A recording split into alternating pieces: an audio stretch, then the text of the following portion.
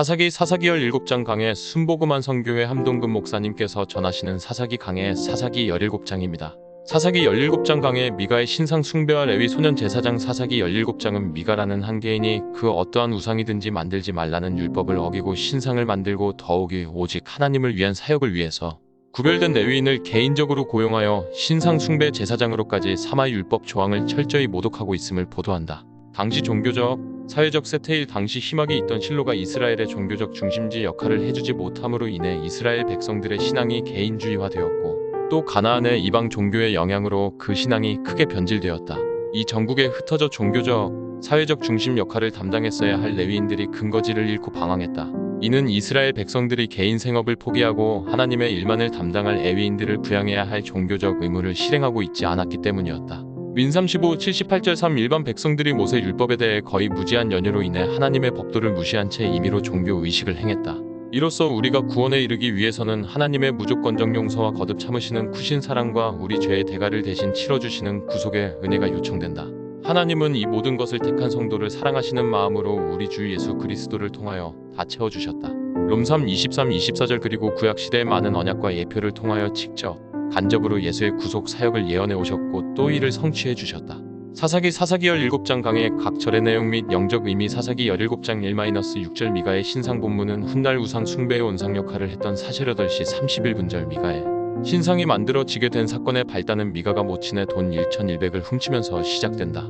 즉 자신의 돈이 없어진 것을 발견한 미가의 모친은 마구 저주를 퍼붓고 그 아들 미가에게도 알렸다. 그러자 미가는 모친의 저주의 두려움을 느끼고 그 어미에게 사실을 고한 다음 훔치는 천을 돌려준다.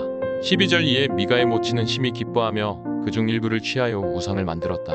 물론 그녀가 우상을 만든 것은 자신의 저주로 인해 아들이 화를 당하지 않도록 하기 위한 미신적 행위였다.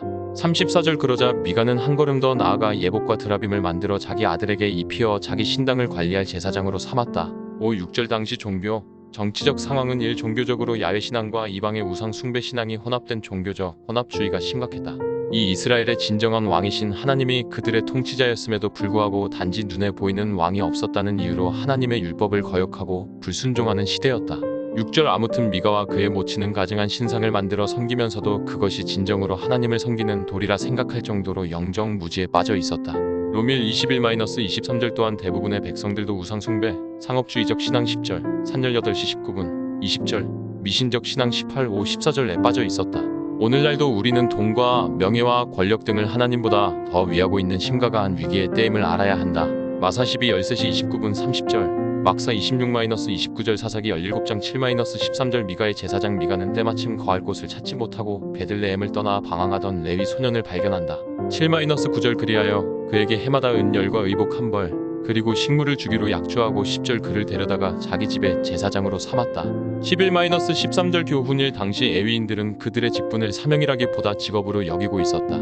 즉 레위인들은 여호와 신앙을 보존해야 할 책임과 의무를 지닌 최후의 보류가 되어야 함에도 불구하고 그들은 돈 몇 푼의 신앙 양심을 팔아버리는가 하면 레위인 가운데서도 오직 아론 자손만이 수행할 수 있던 제사장 직분 주리 18, 1-3절을 외람되게 수행했다. 이 백성들로부터 생계 보장을 받지 못한 레위인은 그들 본연의 임무를 버려야만 했고 레위인들의 종교적 지도를 받지 못한 백성들은 타락의 깊은 수렁으로 다름질하게 된 것이다. 고전 9, 8-11절 아멘.